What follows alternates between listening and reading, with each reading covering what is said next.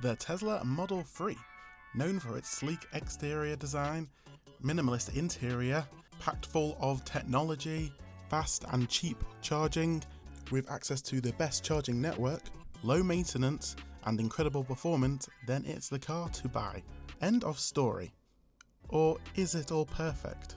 Now, I drive a 2025 Model 3 Highland that you can see behind me here, and it's great. I've done over 8,000 miles in the car, and I love mostly everything about it. But there are some little things that annoy me about this car. Not massive things, but some things that I think you'd like to know before you buy a Tesla Model 3 as well. So join me on this video as we'll look through the little points of this car that I don't actually like.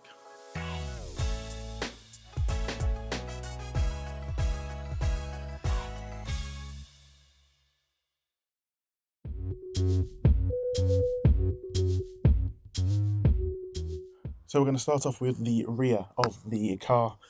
Again, I mean, the design of it is lovely. I can't fault the look of the back of the car, but there's a few things that slightly annoy me. Firstly is the lack of rear wiper here at the back. I know obviously it's more of a aerodynamic car, so the rain will slip off as you go through with speed, but I mean, that's fine. I've got no issues with how it clears in the rain. The issue is for two reasons.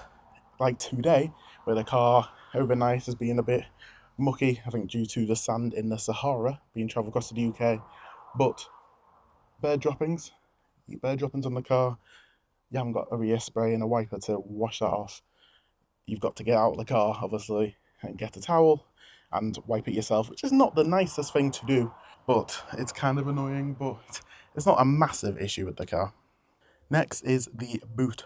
Now, it's a saloon car, so as you can see, when you actually open the boot, the opening is a bit smaller, and that is not the issue. The issue is when it's been raining outside, all that water from the top of the boot will slide down onto the window and into the boot of the car. There is a bit of a channel here, but it doesn't work very well, so you still will end up getting water in the car, so be careful what you store in your boot. Now, looking at the lower bumper, Tesla went for this very clean design, as you can see, other than the tow hitch. There's not much on the back. So what's the issue? Obviously, no parking sensors, no ultrasonic sensors on the front or the back. So when it comes to parking, you do still have indicators, but it's called Tesla Vision, which uses the camera system, so the rear cameras and all the cameras at the front, to act as parking sensors. Most of the time it works fine, but there's some times where you're not 100% trusting, especially the front, because the front uses the windshield kind of cameras, which are away from the bonnet, so the predictions aren't great. Next up, looking low down at the car, mud flaps. So these are installed by standard at Tesla, but in my opinion, far too big. I mean, yes, they protect the car's paintwork, stopping from road chippings and stuff, but they are far too big.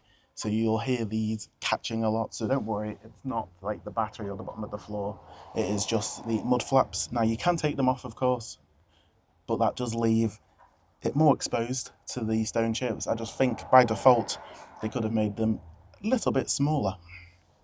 So next up are the door handles. Now, lovely design, I don't actually mind these, nice and flush against the door, as you can see, better for efficiency, but they're not the best designed.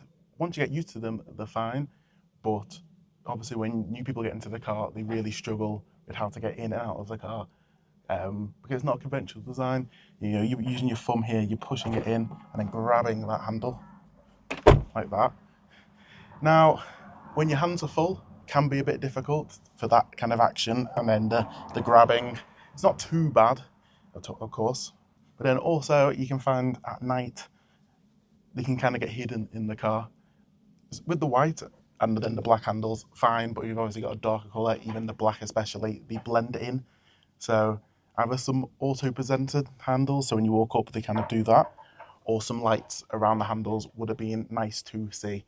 But not the worst thing in the world, but can be a bit difficult for new people. Now looking at the frunk of the car, nothing particularly wrong with this, easy to open on the screen or on your phone, and it's not latch, so you can just open it up just like that. Now the space inside is decent. I've got no issue with the space inside, but there's a few things I'd like to see to make it more usable.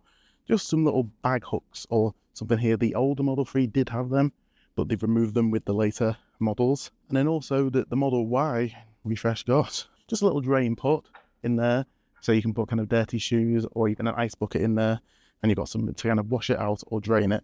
That would be nice, but other than that, no issue with the fruit. It's just a bit of extra storage. Now looking at the lights, lovely LED lights, nice and bright. Just what you need. The matrix as well, so that you can blank out part of the beam. So you always got full beams on, but it won't dazzle other drivers. But it's not the best matrix technology that I've seen in a new car. The ID3, ID4, 5 series have better cars. The Volvo EX40 that I've driven has better LEDs, but they're not too bad. They look nice signature on the daytime running light as well, but they just could be better. Going back to the whole Tesla Vision thing, the thing that annoys me is that the Model 3 doesn't have a front-facing camera. It was designed to have one, and it was rumoured to have one before it released the refresh, but it never came with one, unlike the Model Y that does. It just gives you better front visibility when parking, and it's just a nice to have, as a lot of cars have 360 cameras, but this one doesn't.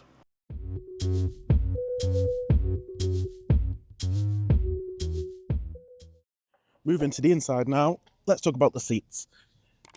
Comfy seats, personally, but I do find the seat base a little bit short, so your under thigh support could be a bit better.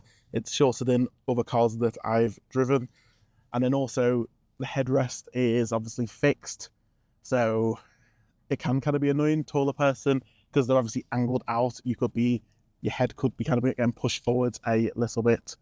But they're not too bad. Other than that, they are comfy seats which are heated and ventilated, as you can see with their little holes. They're electrically controlled as well, so you can find a position nice and easy. So next, the steering wheel of the car. It's a lovely shape, it's nice and comfortable.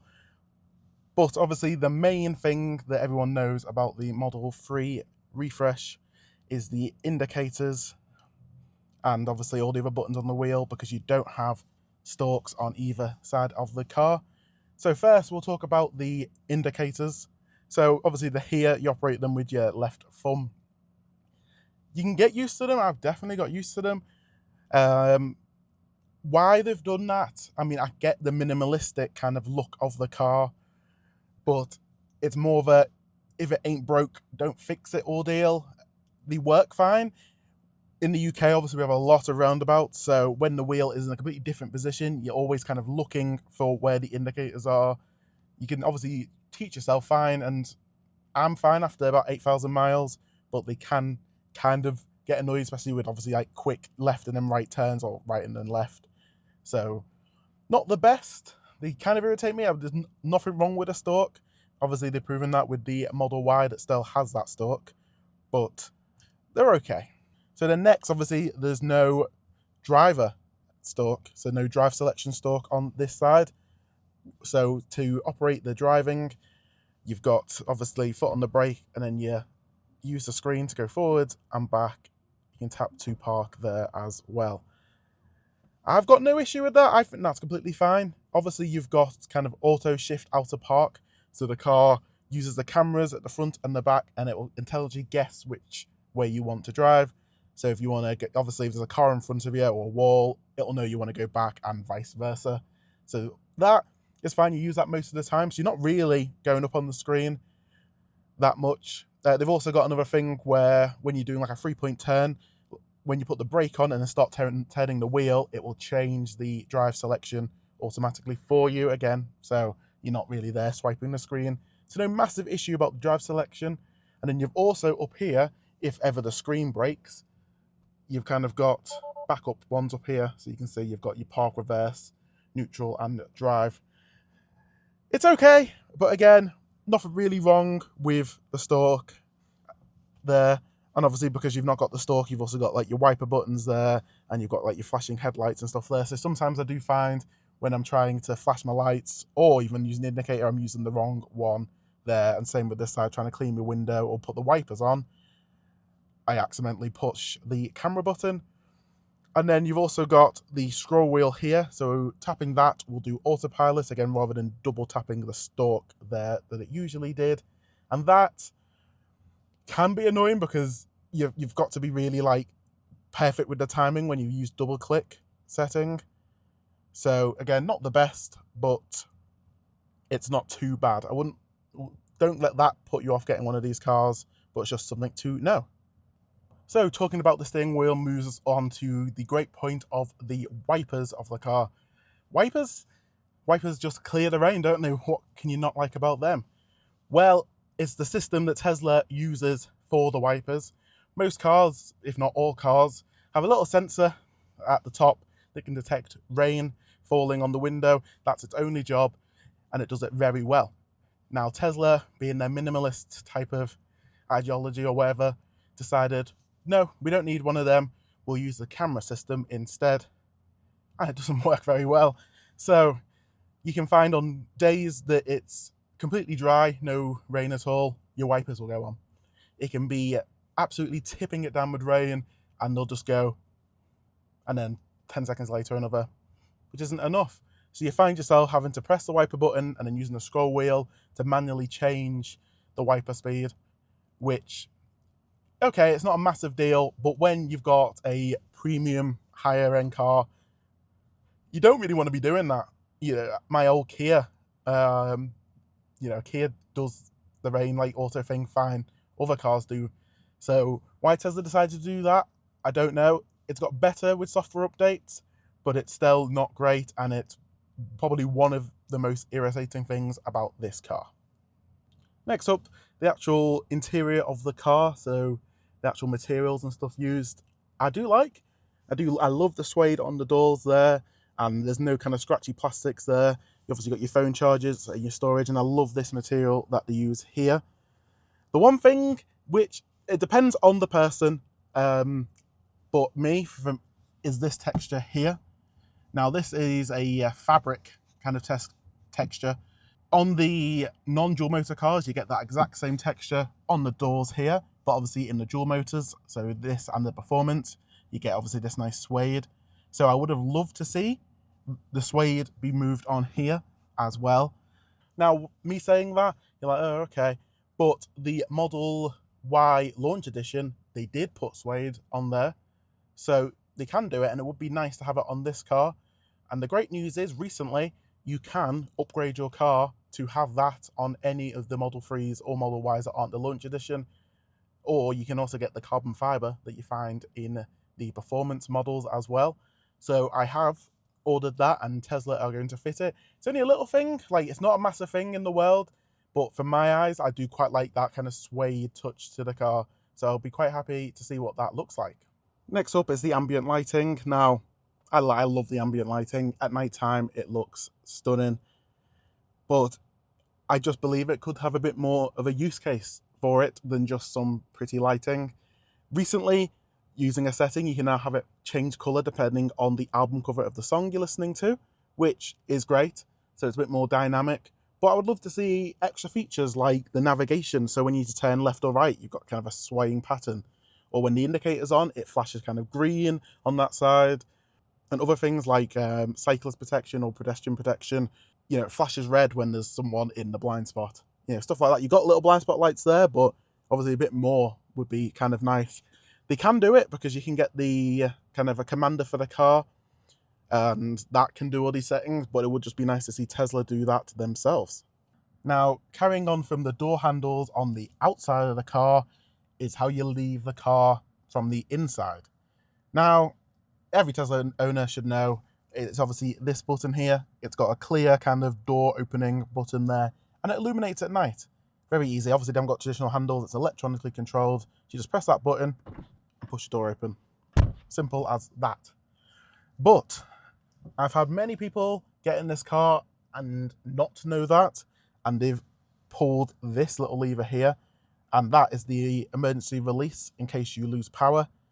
And not the end of the world, but because these are frameless doors, as you can see here, no frame, the window won't drop down when you use that emergency release, and it can slowly damage the kind of trim there, and it obviously bings the car that someone's used it. So Not great. It's not the end of the world.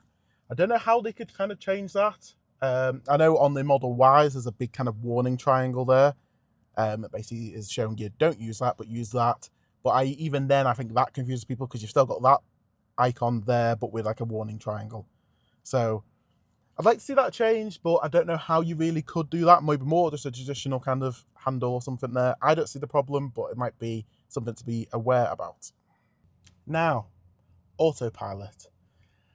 Well, now, back in the day, before I got this car, it was, kind of the leading technology.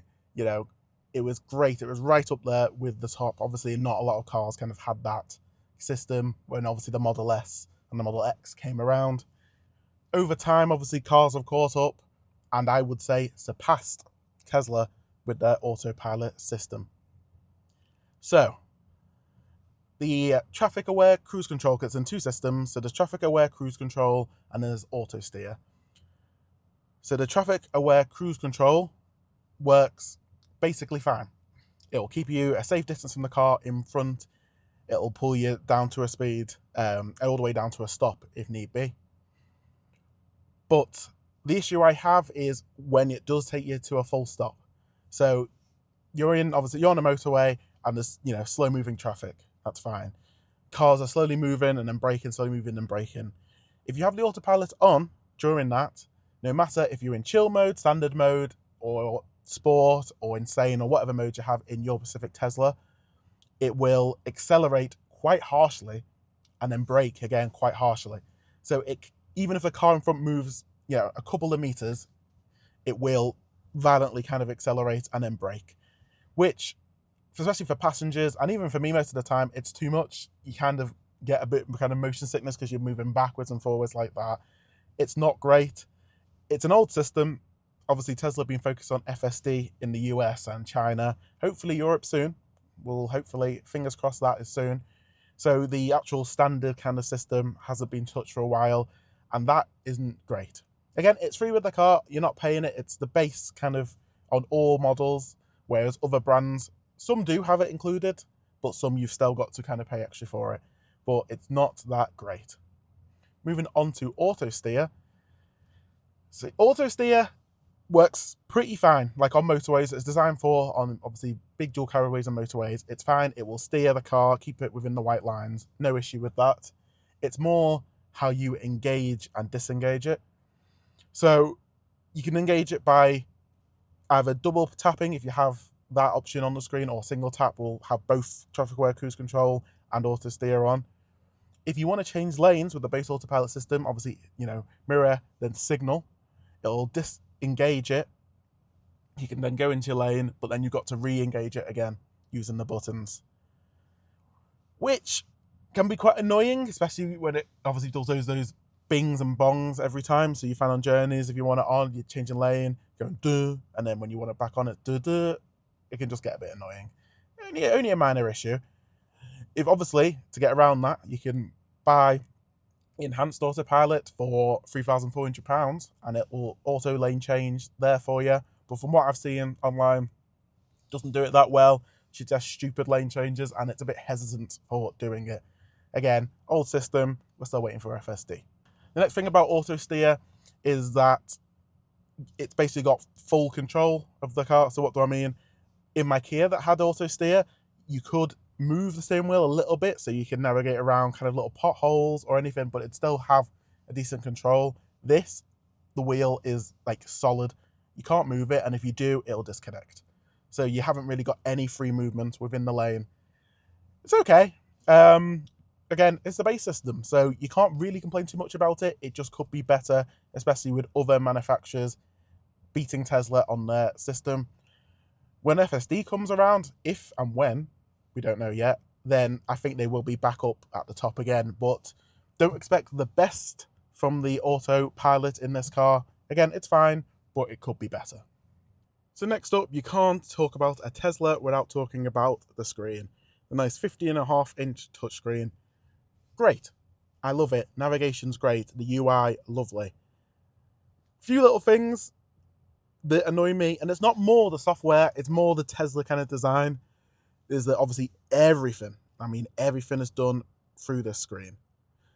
Obviously, your standard stuff, navigation, music, that's fine. That's been the same in a lot of cars. More common now is climate. So climate down here. And obviously you can adjust everything, temperature, you can do there, fan speed there, you can change the direction of the airflow on here on both sides as well. Obviously your AC and your heated seats and windows are all there. See, that can be a bit annoying, but I'm not putting that down to Tesla because a lot of cars are doing that. But it's more things that are in the touchscreen that do they really need to be in the touchscreen. For an example, go into your car controls, I want to open the glove box. No button or release like most cars. No, of course not. It's here. That's how you open it. And the glove box, quite small. Personally, like, I can't put my hand sideways in it. There's a USB in the back for Sentry mode and to do custom things like custom lock sounds and stuff. Getting that back in is a pain. So, not the biggest fan on the glove box, but you close it normally because it's magnetic. That's fine. Obviously, a lot of the other controls are on here, and you might see kind of car reviewers, journalists moan that there's too much on here as well. Like, if you want to edit the steering, you've got to touch that and then use the scroll wheel. Same with the mirrors. But I don't find that much of an issue because it's a set once, basically, and you're done. So it's not like you're changing that every day. Once it's done, it's done. I mean, yeah, it keeps the car clean. You're not having to have a separate things down here or manual steering here or another little knob there. It keeps it clean. So there's some things that I think are in the screen that are fine, but some I don't think should be in the screen, for an example, like the glove box. But obviously you've got all the rest of your settings here, and that's fine. You can change everything here. Like, it's a great software, and I love most things about it. But some things can just be a little bit annoying, like quick temperature changes here. You're having to look down, obviously, at the screen and try and change the temperature. You can use voice controls, of course, which can negate all that as well, which work pretty fine, but sometimes they don't, and it'll end up doing the wrong thing or not knowing what you want. Navigation, pretty good. Again, big screen, so you can see the whole country. You've got, obviously, the traffic indicators and stuff there. It's powered by Google. You want to see charges, you can just simply tap the charging icon, and you can see all the Tesla charges here. One thing which I found a bit annoying is, obviously, yes, you do want to use Tesla chargers. The cheaper, the fast. You're a Tesla driver, of course. But when it comes to trying to find non-Tesla chargers, it's not great for that. I've struggled before where a road to a supercharger was closed and I didn't have much percent left. I had to go back on the motorway. I was then trying to find another another charger that wasn't a supercharger, because obviously I knew there wasn't one nearby because you can see them here. But Tesla kind of had a big issue where it just wouldn't show me. So then I had to have someone next to me on the phone looking for non-Tesla chargers. Again, a simple fix, but it can do it. I have seen it do it before, but it's just a bit kind of like they really want you to use their own chargers. That's fine.